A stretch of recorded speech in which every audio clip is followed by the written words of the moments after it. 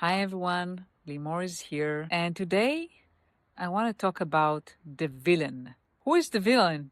The villain is someone at your workplace that seems like they get what they want, although not playing fair. They are manipulative, they are playing the political game. A lot of people don't like them, but they seem to get what they want, and they don't care who they step on to get what they need. And as always, it's inspired by a client of mine, but I wanted to share my personal angle about the villain. I had several villains in my career, and about almost 20 years ago, in 2004, was the greatest year of my life. I love what I do and became a mom. Was very proud of that. And when I returned to work, I don't remember exactly because it was almost 20 years ago. But as I returned from maternity leave, things started changing and not for the good. I got a manager that in this story, they're the villain. I didn't want to report to that person. I didn't like that person specifically. And I didn't think they were such great managers. But it was a kind of person that gets what they want. They knew how to play the game. They knew how to advance themselves. And they got to be my manager. And they used me. I was a pawn in their toolbox. Not just me, but others as well.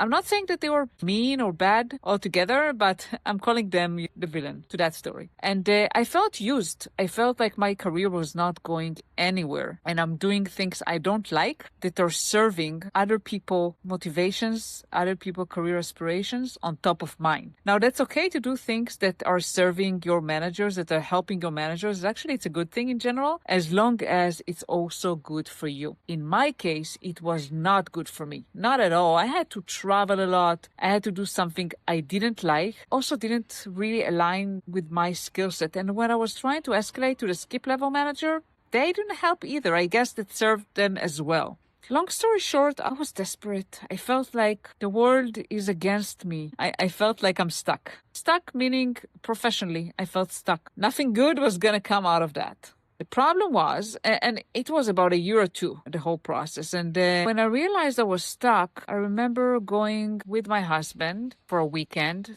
just two of us. My daughter was with my parents or his parents, I don't remember. And we were talking about it, and I had a big decision to make. The big decision was whether I leave my job or I have another child, because we discussed expanding the family. That was one of the toughest decisions I had to make. And this is unfortunate, but as a woman, I felt like I cannot do both. No one is going to hire me when I'm pregnant. And I decided family.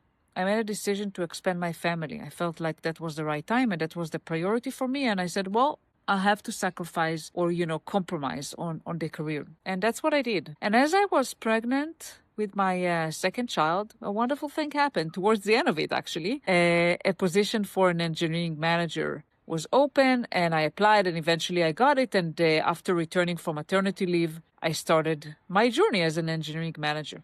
With my client, fast forward to today, my client is experiencing not exactly the same situation, but something similar. Although doing great job and being very clear about what they want, the villain wins. Seems like the villain wins. Like there is a villain in the story and seems like they win. They get what they want. They don't care about other people. They only take care of their own aspirations. I guess my message to you is don't despair. Even if you're in situations where you feel like the world is against you, when no matter what you do, you cannot win the situation. Take a step back. Assess the situation. It's okay to be emotional. It's okay to cry. It's okay to be frustrated. Find your support system, your spouse, your friends, mentors, whoever. Get it out of your system. Don't try to bury those emotions. Get them out. Express your emotions with people who support you. But after you've done that, really assess what are the options. What are the ways forward for you? Whether it's within your current organization, how do you handle this situation internally, or maybe that's time for you to move on.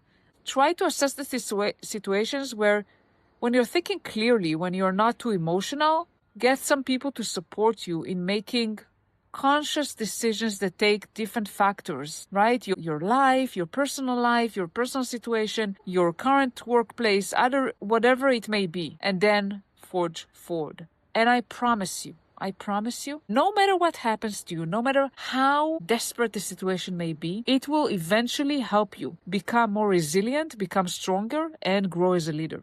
That's what it did for me. I had to face this situation. I suffered. Literally, I suffered. And I felt like at times so desperate. But eventually, I got an opportunity. I used it and I progressed. I promise you it will happen to you as well. And if you need someone to talk to, if you need my support, you know how to reach me. Contact me on LinkedIn or through my website, and I'm here to help you.